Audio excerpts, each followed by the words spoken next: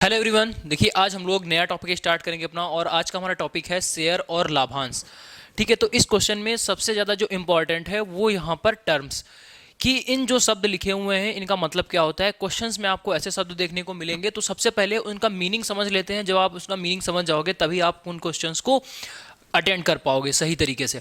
ठीक है, तो सबसे पहले हम लोग आज की इस क्लास में जो कंप्लीट थ्योरी है वो सीखने वाले हैं, कुछ क्वेश्चंस भी करेंगे उस पर बेस्ड।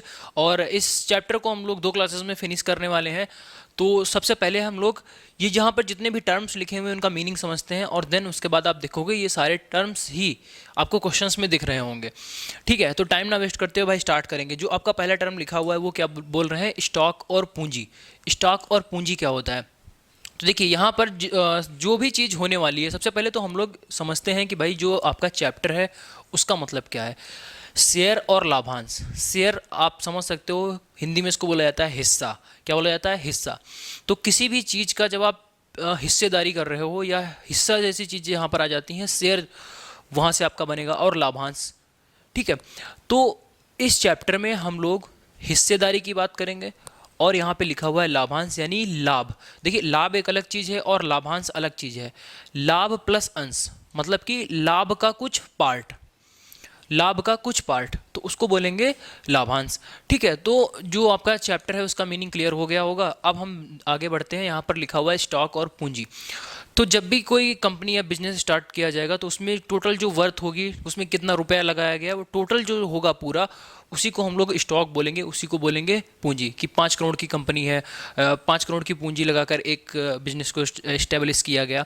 तो ये सारी चीज़ें मतलब टोटल नेटवर्थ उसको बोल सकते हो कि वो आपकी पूंजी होगी, कितने पर आप उसको स्टार्ट कर रहे हो, कोई भी कंपनी या कोई भी धंधा। अब उसके बाद में जो सबसे ज़्यादा आपका इम्पोर्टेंट है, सबसे ज़्यादा जो आपका इम्पोर्टेंट है वो क्या है? शेयर। ठीक है, इस टाइम में ज़्यादातर सभी लोगों को पता होगा कि भाई शेयर क्या होता है। शेयर मार्केट जैसी चीज़ें आप लोगों ने लगभग सभी ने सुन रखी होंगी कि ये शेयर क्या होता है। शेयर अगर हम लोग हिंदी में इसकी बात करें तो ये होता है हिस्सा।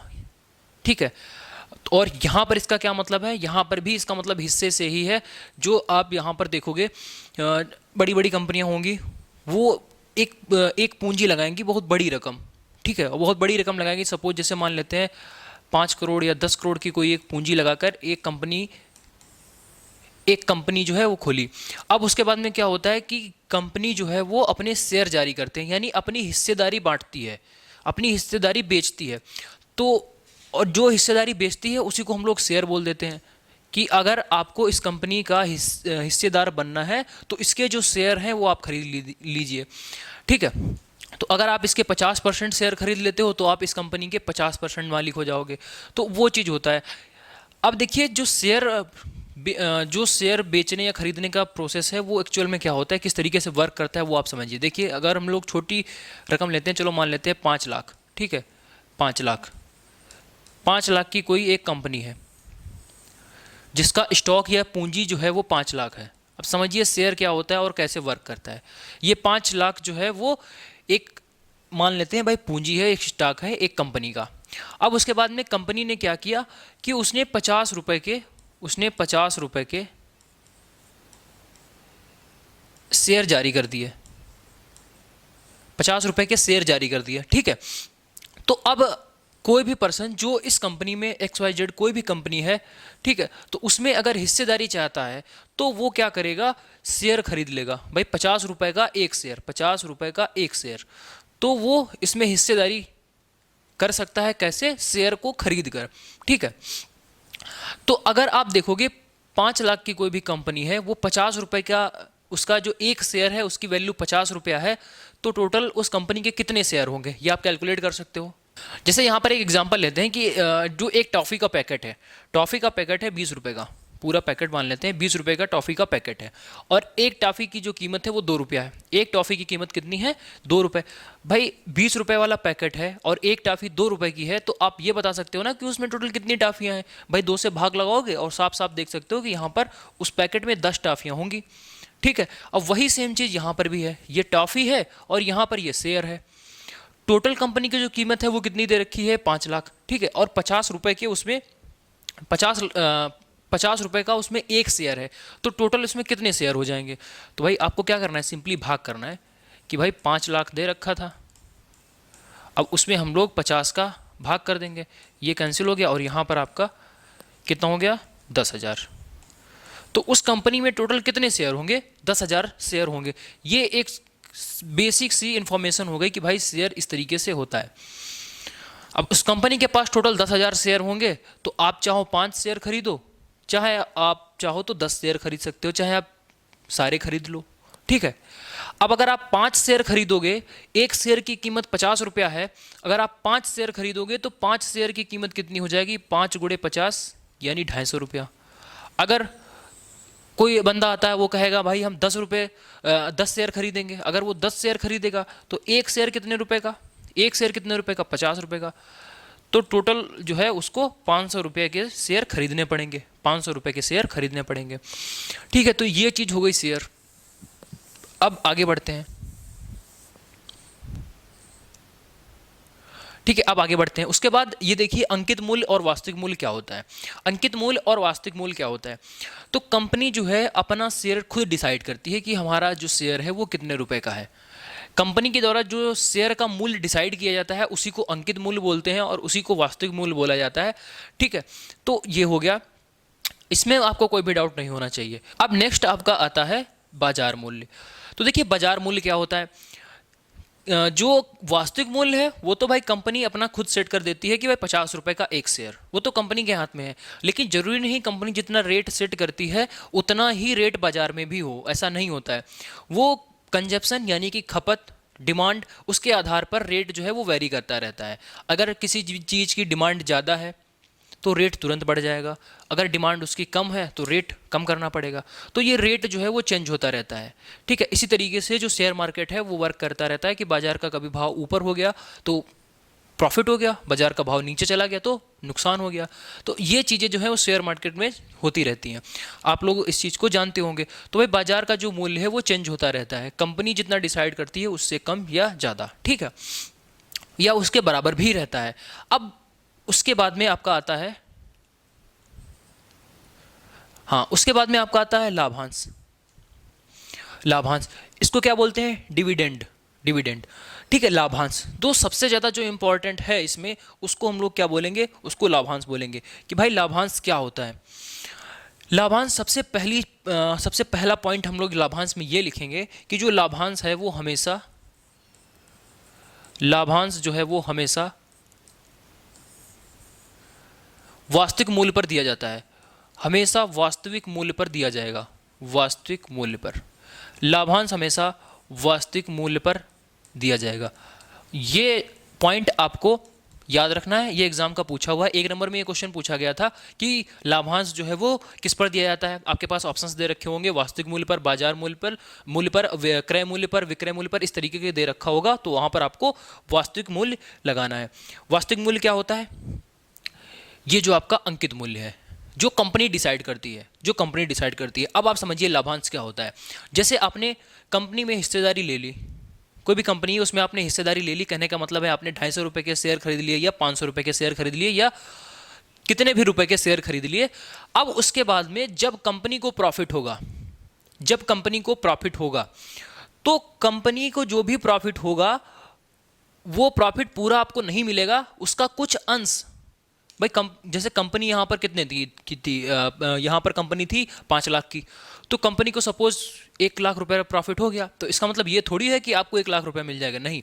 तो कंपनी को जब प्रॉफिट होगा तो उसका कुछ परसेंट आपको दिया जाएगा, उसी को बोलते हैं लाभांश, उसी को क्या बोलते हैं, लाभांश।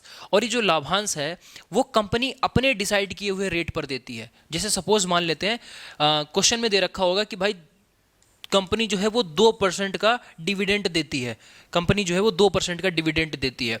तो अब आपका ये 2% आया है और 2% आया है और मार्केट में इस टाइम जो रेट है वो चल रहा है 100 रुपये, मार्केट में रेट है वो 100 रुपये चल रहा है शेयर, लेकिन कंपनी ने तो 50 रुपये डिसाइड किया था। तो आपको जो ये 2% है वो किस पर मिलेगा, इस 50 रुपये पर मिलेगा, ना कि मार्केट रेट पर। मार्केट रेट पर नहीं मिलेगा, मार्केट रेट चाहे कम हो चाहे ज़्यादा हो उससे फ़र्क नहीं पड़ता।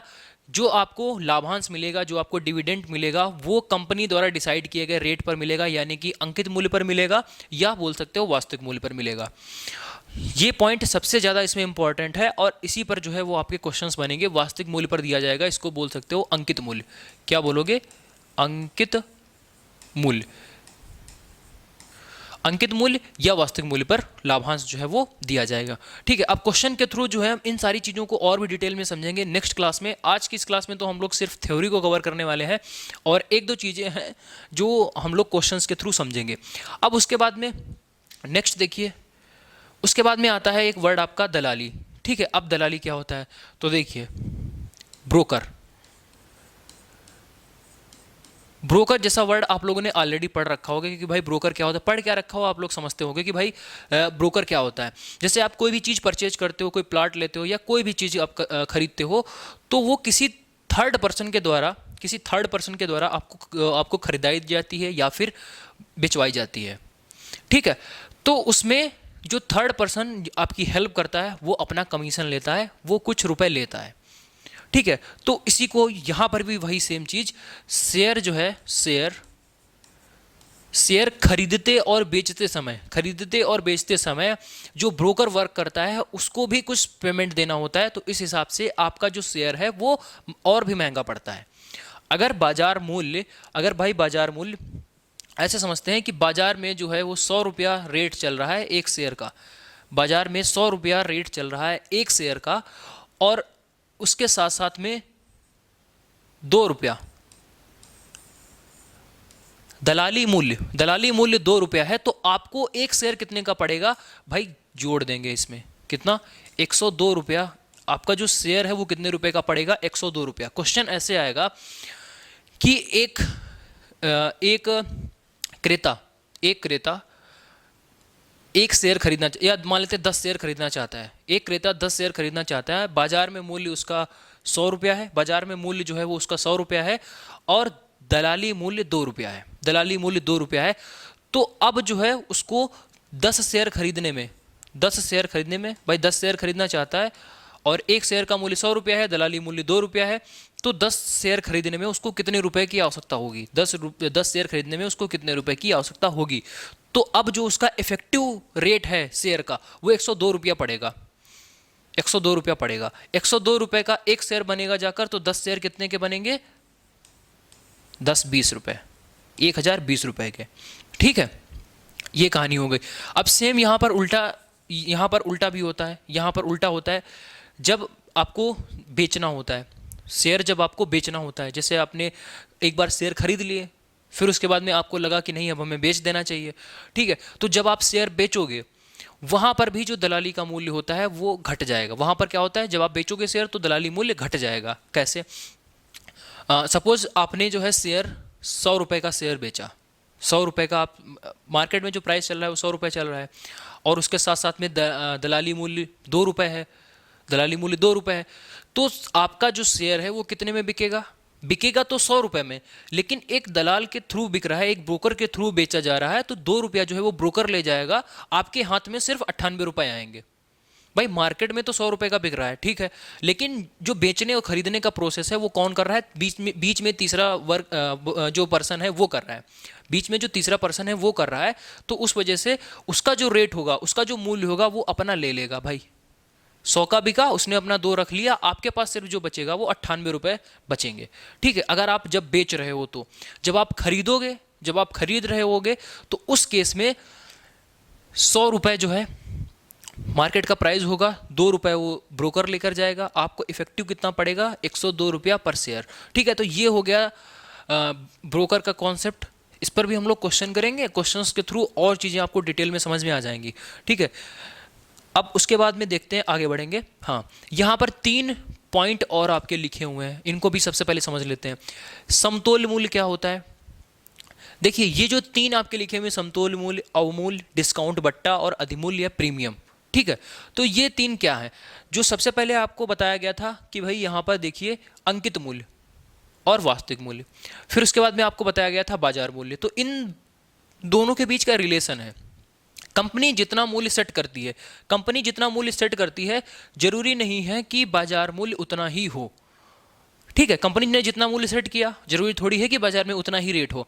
कभी कभी क्या होता है, कंपनी द्वारा सेट किया गया रेट बाजार का जो रेट है वो दोनों बराबर हो जाते हैं, उस केस को बोला जाता है समतुल्य मूल्य। कंपनी का रेट और बाजार में रेट जब दोनों बराबर चल रहे हो तो समतुल्य मूल्य। अब उसके बाद में अवमूल्य, इंग्लिश में बोल सकते हो डिस्काउंट या बट्टा। इसका मतलब है कि कंपनी ने जितना रेट सेट किया है बाजार में उससे सस्ता चल रहा है, तो तब आपका क्या होता है अवमूल्य। तब क्या होता है अवमूल्य। क्वेश्चन ऐसे आएगा कि एक शेयर की जो कीमत है, जो एक शेयर का अंकित मूल्य है या वास्तविक मूल्य है 100 रुपये है और 5 रुपये का अवमूल्य है इस टाइम, तो शेयर कितने का मिलेगा भाई? 100 रुपये का था, 5 अवमूल्य है, तो 100 माइनस 5 कितना, 95 का इफेक्टिव पड़ जाएगा एक शेयर। अब वैसे ही जब कंपनी द्वारा सेट किया गया मूल्य, कंपनी द्वारा निर्धारित किया गया जो शेयर का मूल्य है वो मूल्य और जो बाजार का मूल्य है, मतलब बाजार में मूल्य बढ़ गया।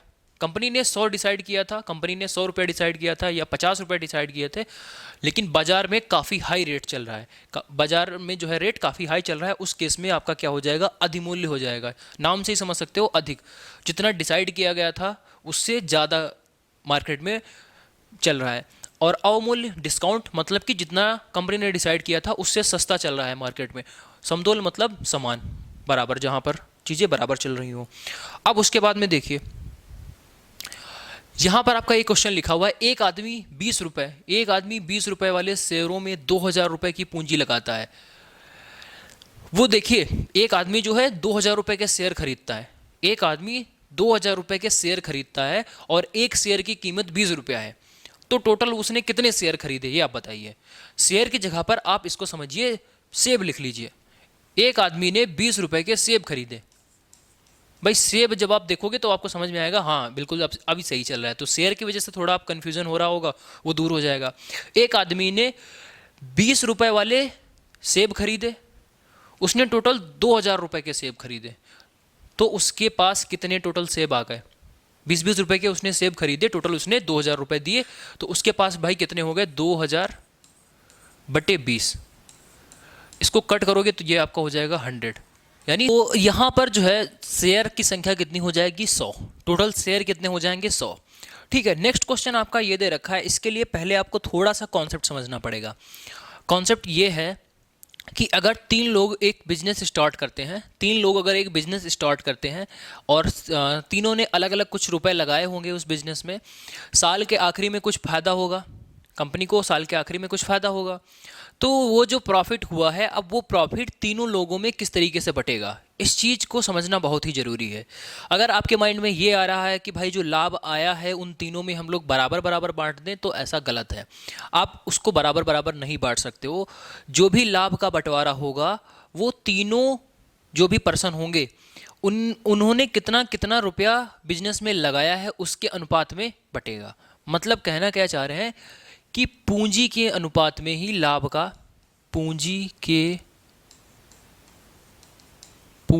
अनुपात में, पूंजी के अनुपात में लाभ का बंटवारा होगा।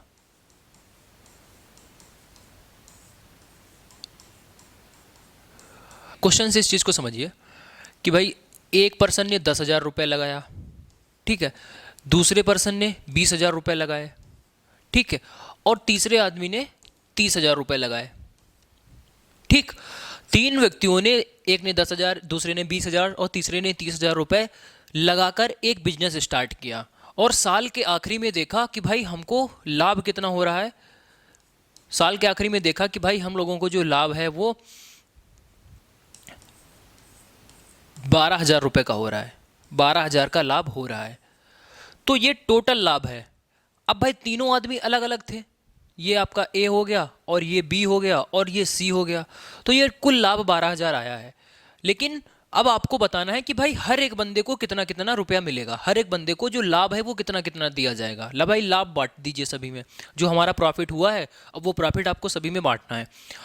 तो आपके माइंड में अगर ये आ रहा है कि इन सभी को बराबर बराबर बांट दे, तो बराबर बराबर नहीं बटेगा। जो जितना ज़्यादा रुपया लगाएगा उसको उतना ज़्यादा रुपया मिलेगा। इसमें से, इस ओवरऑल लाभ में से उस बंदे को सबसे ज़्यादा रुपया मिलेगा जिसने सबसे ज़्यादा इन्वेस्ट किया है।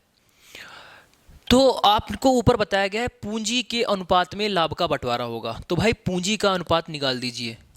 जिसने जितना रुपए लगाया भाई, 10,000 अनुपात 20,000 अनुपात 30,000, इसका आप अनुपात निकालोगे तो ये आपका 1:2:3 हो गया।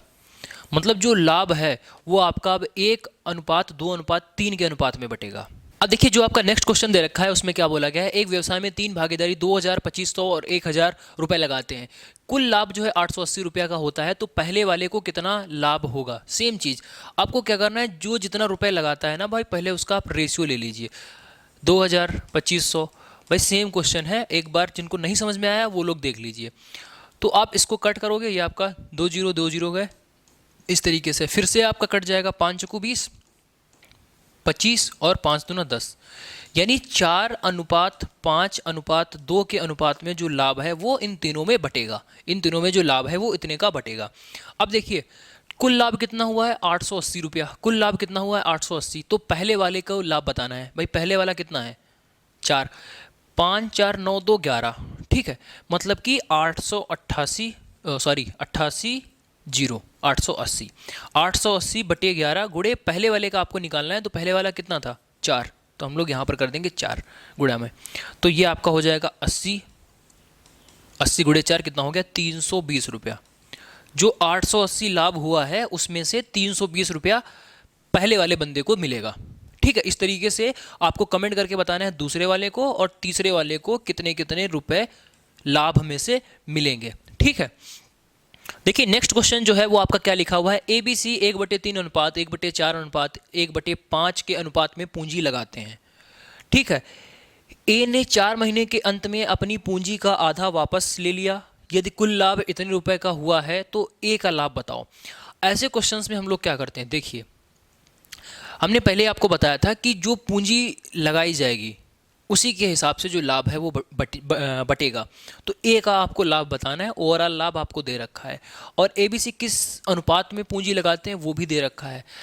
अभी अगर आप ध्यान से देखोगे तो यहाँ पर जो अनुपात लिखा हुआ है वो ऑथेंटिक नहीं है, मतलब कि इंटीजर नहीं दिख रहा है आपको। हमने बताया था कि जो रेशियो है वो एकदम इंटीजर फॉर्म में होना चाहिए, या बोल सकते हो पूर्णांक रूप में होना चाहिए।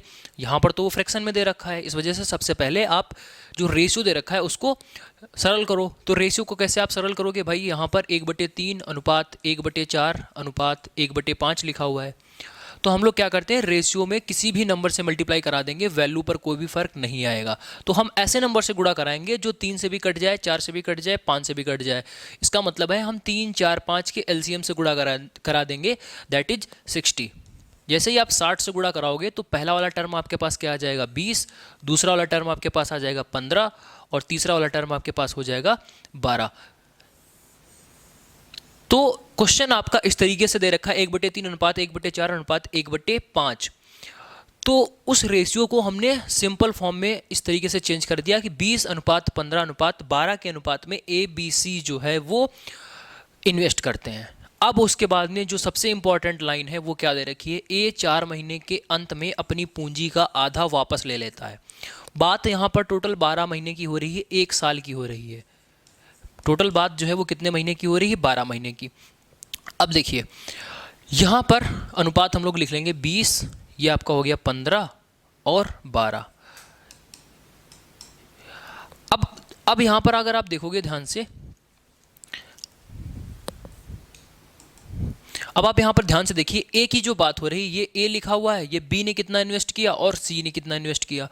बी और सी पूरे साल भर अपना इन्वेस्टमेंट करते हैं, बीच में ये नहीं कि रुपए ले लिया या कुछ और डाल दिया, कुछ नहीं। बी जितना पहले करता था पूरे साल भर तक समान तरीके से उतना ही करेगा। मतलब अगर बी 15 यूनिट करता है तो पूरे साल भर यानी 12 महीने में भी वो इतना ही करेगा। भाई अगर एक महीने में वो 15 कर रहा है तो 12 महीने में कितना करेगा, 15 गुणे 12, ठीक है। 15 गुणे 12 इतना इन्वेस्टमेंट बी ने किया।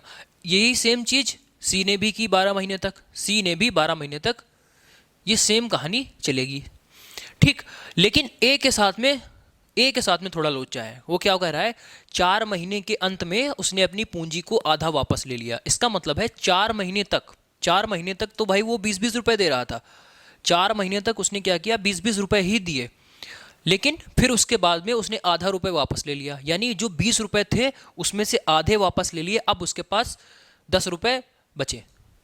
जो लगा रहा था रुपए अपनी पूंजी जो लगा रहा था इन्वेस्टमेंट में, उसमें सिर्फ 10 रुपये ही बचाए उसने, आधे वापस ले लिए। मतलब भाई स्टार्टिंग में कितना था, 20 रुपये लगा रहा था हर महीने वो 20 रुपये लगा रहा था, तो 4 महीने तक तो उसने 20-20 रुपये डाल लिए, ठीक है। लेकिन उसके बाद उसने क्या किया, आधे रुपये निकाल लिए, तो आधे बचेंगे ना, 20 का आधा 10, तो 10 रुपये वो अब बचे हुए महीनों में 10-10 रुपये लगाएगा। अब कितने महीने बचे भाई, 4 महीने हो चुके हैं, अब सिर्फ 8 महीने बचेंगे, तो बचे हुए 8 महीने अब वो 10-10 रुपये लगाएगा। बस इतना सा क्वेश्चन था, यहां से अनुपात आपका आ जाएगा और फिर लाभ को आपको डिवाइड कर देना है। तो भाई यहां पर देखिए ये कितना हो जाएगा, 20 चक्कू 80 प्लस 80 कितना हो गया, 160। तो ए ने पूरे साल भर में 160 रुपए इन्वेस्ट किए, बी ने कितने इन्वेस्ट किए, तो आप यहां पर देखोगे कितना हुआ, 180। ठीक है। अब उसके बाद में 12 गुणे 12 ये आपका कितना हो जाएगा, 144। अब देखिए ए ने 160 रुपए लगाए, बी ने 180 रुपए लगाए, सी ने कितने लगाए, 144। ठीक। अब उसके बाद में देखिए कोई वैल्यू कट हो रही है कि हाँ ये 4 से कटेगा, 40 हो गया, ये 4 से कटेगा, 4 चुकू 16 और 4 बचे 20, ये भी 4 से कटेगा, 4 तियाँ 12, 4 तियाँ 12 और 2 बचेगा, 4 छंग 24, 40, 45 और 36। अब कोई वैल्यू कट हो रही क्या, अब कोई भी वैल्यू नहीं कट हो रही, यहां पर आपका हो जाएगा 40:45:36।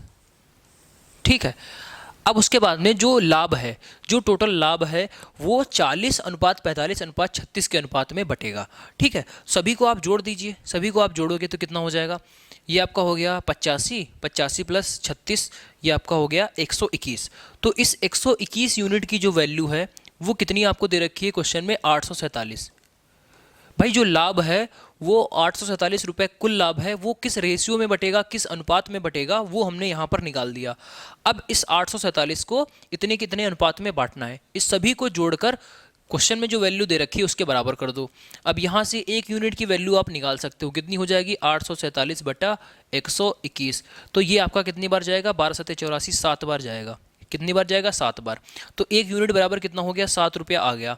आपको क्या चाहिए, ए का लाभ बताओ, आपको क्या चाहिए, ए का लाभ बताओ। तो ए का लाभ कितना है, 40 यूनिट। तो अगर 1 यूनिट बराबर 7 रुपया है तो 40 यूनिट बराबर कितना हो जाएगा, 40 × 7 रुपया, मतलब कि 4 सत्ते 28, 280 रुपये।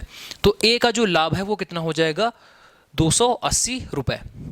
ठीक है। तो यहाँ पर आज हम लोगों ने क्या डिस्कस किया है, सिर्फ बेसिक चीज़ें हम लोगों ने, जितने थ्योरी वाला पोर्शन था वो सारा हम लोगों ने खत्म किया। स्टॉक क्या होता है, शेयर क्या होता है, अंकित मूल्य क्या होता है, बाजार मूल्य क्या होता है, ठीक है, लाभांश क्या चीज़ होती है, और उसके साथ साथ में जो शेयर वाले क्वेश्चंस हैं वो हम लोगों ने डिस्कस किए। ये क्वेश्चन आपको कमेंट करके बताना है, इसका आंसर आपको आंसर का जो PDF है वो आपको कमेंट बॉक्स में और डिस्क्रिप्शन में मिल रहा होगा। ठीक है।